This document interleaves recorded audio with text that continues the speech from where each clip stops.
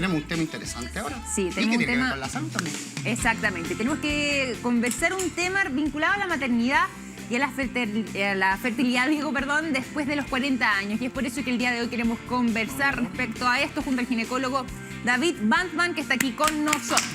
¿Cómo está, doctor? Bienvenido al programa. Muy bien. Días. Hola, doctor. Hola, Bienvenido. muy bien. ¿Qué tal? ¿Cómo le va? Gusto de saludarlo. Igualmente. Oiga, un súper tema el que trae usted el día. Bueno, traemos Bonito tema. nosotros y usted. Bonito tema. Poniendo y conversando. Bonito tema, ¿no es cierto? Sí. Cuéntenos un poco a lo mejor, con el avance de la medicina, pero siempre se ha hablado de que un embarazo a avanzada edad es riesgoso. ¿Es tan así? ¿Ha cambiado? Cuéntenos un poco, doctor. No ha cambiado. No ha cambiado, sigue siendo A ver, riesgoso, digamos. sí, lo que pasa es que como especie somos una especie que nos deberíamos reproducir a edades tempranas, Ok. Cuando hablamos de edades tempranas estamos hablando de bajo los 30 años. bajo los 30 años. Perfecto. Pero la sociedad decidió otra cosa. Ujú. Entonces la mujer decidió postergar su maternidad por distintas causas. Y el postergarla tiene un costo reproductivo. Ya. ¿Ya? Le cuesta más embarazarse que cuando era más joven y hay más complicaciones en el embarazo que cuando era más joven. Ajá. Doctor, ¿estas complicaciones están más asociadas y los riesgos a la madre o a la guagüita? A los dos. Estamos hablando de mujeres sobre 40 años, ¿verdad? Sobre 40. Sobre 40 le cuesta más, hay más riesgo para el pequeño de tener algún problema y hay más riesgo en el embarazo, de la evolución de ese embarazo. Aparecen más enfermedades en el embarazo que no aparecen en mujeres jóvenes. ¿Qué tipo de enfermedades, doctor? Perdón, Vicky. Por ejemplo, diabetes del embarazo, por ejemplo, hipertensión. ¿Gestacional? Diabetes gestacional. Ok. Diabetes gestacional, por ejemplo, trastorno hipertensivo del embarazo, hay más retardo del crecimiento intrauterino, hay más operaciones cesáreas. Doctor, y yo le quería preguntar ahí algo que igual cambia, que tiene que ver con si es el primer embarazo o no, porque es muy distinto una mujer que tiene su primer embarazo sobre los 40 años a que sea el caso de una mujer que ya va por el tercero o cuarto quizás, por ejemplo, a los 40 años, pero que quizás ha tenido hijos una década antes. ¿Cómo es ahí la dinámica? ¿Se mantienen también estos factores de riesgo Igual. o tiende a cambiar? No, igual. Probablemente la mujer que se ha embarazado antes se va a embarazar más frecuentemente, pero los riesgos del embarazo son los mismos que una mujer que se embaraza por primera vez y los riesgos de una pérdida reproductiva son los mismos que se embaraza por primera vez. O sea, la edad no te protege, la edad te aumenta el riesgo. Te aumenta el riesgo. ¿Y la cantidad de embarazos también, doctor? O sea, ¿influye que sea primerizo a tu tercer hijo, tu primer hijo a tu tercer hijo? No, probablemente mientras más hijos has tenido, la evolución de ese embarazo va a ser más simple, pero los riesgos se mantienen. Ajá. O sea, los riesgos de diabetes, los riesgos de hipertensión, los riesgos de operaciones cesáreas se mantienen. Ahora, doctor, ¿qué medidas debo tomar como madre o como padre, en este caso como familia, si es que yo tengo ganas de ser madre a una edad más avanzada? Es una decisión costosa. Ya. O sea, primero... ¿Estamos hablando económicamente? No. Estamos hablando emocionalmente, estamos hablando... Porque biológicamente te comportas distinto que cuando eres más joven. Te cuesta más embarazar. ¿Por qué te Dependiendo también del pot. No. Obviamente. Sí. Oye, pero perdón, bueno, pero chuta, yo soy... Pero si yo soy supongamos... perfecto, Claro, pero supongamos buen potro. Ya. Supongamos buen potro. Ya. ¿Ya? Te cuesta más embarazar. Ajá. Básicamente porque el huevo en la mujer que envejece con ella, Ya. a pesar de estar dormido. Ajá. Entonces es un huevo que se comporta biológicamente distinto. Ok. Doctor, yo le quería preguntar cuánto inciden también los métodos anticonceptivos. Antes me refiero particularmente al tema hormonal, las pastillas anticonceptivas o incluso también las inyecciones. Las mujeres que, por ejemplo, por más de una década, 2 décadas incluso, han estado consumiendo este tipo de hormonas. ¿Tienen alguna dificultad mayor a la hora de embarazarse, sobre todo también si es que ya es pasado los 40 años?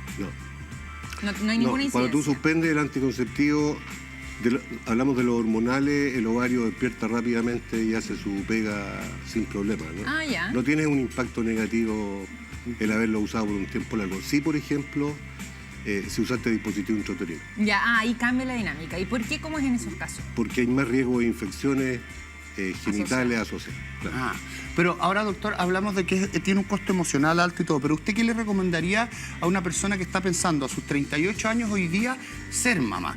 El ir, por ejemplo, a una consulta con usted, ver ciertos indicadores que a lo mejor usted podría decirle, ¿sabes qué? Es viable, a lo mejor hoy no es tan viable, estos son los costos asociados. Yo le sugeriría, mira, habitual uno habla de infertilidad cuando tienes un año de exposición. Ya. O sea, estáis probando un año y no te pasa lograste nada. embarazar, claro. Yo diría que si la mujer tiene sobre 35 años, la sugerencia es que pruebe 6 meses y si 6 meses no logra embarazarse, consulta. Ah, ya pasados los 6 meses, porque normalmente, claro, como un año más o menos el plazo que... Claro, pero Sí, una esos mujer 6 más meses en joven. una mujer mayor, el Sí, impacto es mayor El que si es tiempo, más joven. Claro. Entonces la sugerencia es que a los 6 meses, si no logró embarazarse, que consulte. Perfecto. O sea, efectivamente vuelva a consultar después de estos 6 meses y ahí tal vez tratar con otro tipo de tratamiento, que podría ser una inseminación artificial. Por ejemplo, o evaluar, por ejemplo, a lo mejor esa mujer no ovula y tú la puedes ayudar a ovular. A lo ¿Cuáles mejor son hay los que- tratamientos que hoy día ha ido avanzando la medicina y que efectivamente están a disposición de las mujeres que pudiesen sufrir algún tipo de infertilidad o que a lo mejor por edad ya se les hace más complicado el embarazo? Yo creo que el método más eficiente de embarazo en un mes de tratamiento en particular es el in vitro. Ya, ¿Por qué? Porque tienes un embrión. ok. O sea, el espermatozoide no tiene que llegar y juntarse con el huevo y fecundar y viajar. Entonces, el más eficiente es el in vitro. Sin embargo, mucha gente se beneficia de otras cosas más simples. Por ejemplo. Por ejemplo, programar tu actividad sexual en periodo fértil. Ok. Por ejemplo, ayudarla a ovular. Ajá. Por ejemplo... Y eso, doctor, por ejemplo, usted dice dentro de esta semana, chiquillos, pucha, traten de aumentar su frecuencia de relaciones sexuales. Sí. Ajá. Exacto. Y cuando hablamos de aumentar la frecuencia de relaciones sexuales, y esto no lo digo en broma, estamos hablando de una vez al día, tal vez 2 veces al día. A ver, los datos duros hablan de que si tú tienes una actividad sexual a la semana, tu posibilidad de embarazo en un año es un 18%. Ya. Si tú tienes entre 3 a 4 actividades sexuales por semana, tu probabilidad en el año es un 84%. Wow. Sube mucho. Entonces hay que hacer tarea. Sí, claro. Hay que hacer tarea. Entonces, Ajá. muchas parejas deciden hacer tarea en el periodo fértil. La vida nuestra es loca, los tiempos agitada, cansado, hombre, mujer. Entonces deciden hacer su Y sexualidad en el periodo concentrar fértil. tal vez ahí. Claro. Lo que pasa es que te funciona si te embarazas. Si no te embarazas en plazos cortos, vaya a tener una disfunción sexual, porque la sexualidad no se traduce en el embarazo. Claro. cual. Entonces la sugerencia es que tengas una vida sexual, si estás buscando embarazo, que tengas una vida sexual frecuente, independiente del periodo fértil. ¿Cuánto puede influir la parte psicológica de un ser humano en este proceso? Digo, yo tengo amigos que mucho tiempo buscaron, por ejemplo, y se fueron a vivir de Santiago a Viña, cambió su energía y a los 2 meses o 3 meses se quedaron esperando guaguita. Yo creo que es importante, yo creo que es real, yo creo que el estrés te genera un impacto negativo sobre la reproducción. Por ejemplo, hay varios estudios, pero uno de ellos importante en enfermeras en Inglaterra que hacían turno, les costaba mucho más embarazarse que aquellas que no hacían turno. Ah, mire.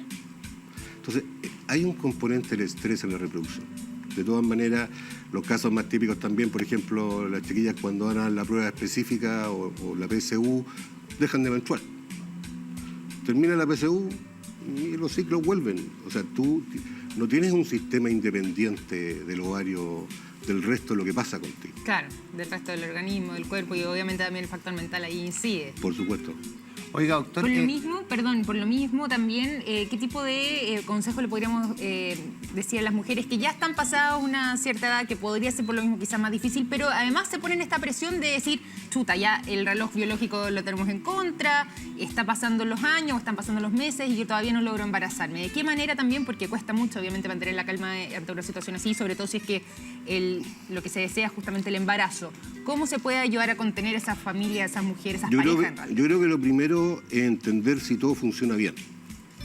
O sea, como te comentaba antes, no dejar pasar el tiempo como que ya va a ocurrir y ya va a ocurrir, porque a lo mejor hay ciertas enfermedades que tú no detectaste. Claro. Entonces uno puede hacerse una idea de cómo está anatómicamente la mujer, cómo trabaja biológicamente y cómo trabaja el hombre también. Entonces tú puedes ayudar más específicamente. Entonces, por ejemplo, tú puedes decir, ¿sabes qué? Espera estos 6 meses, no lograste embarazarte, consulta, el especialista te va a estudiar a tu pareja y te va a proponer. Y de acuerdo a esa proposición, ustedes como pareja decidirán, ¿sabes que sí? Nos queremos asociar a este tratamiento o no. Perfecto, y ahí está clarísimo entonces también, doctor. Cualquier cosa, si es que hay alguien que tiene dudas, tiene preguntas, ¿dónde puede ubicarlo? ¿Dónde está el contacto? El contacto está con nosotros, Centro de Estudios Reproductivos, es ser.cl, es una página web, contestamos los correos y tratamos de ayudar en lo que más podemos transparentar. Ser con C, ¿cierto? Ahí sí, está apareciendo en pantalla en este momento don David Bantman, ginecólogo. Un aplauso gigante por haber estado esta mañana con nosotros, súper clarito en algo que efectivamente es un súper tema.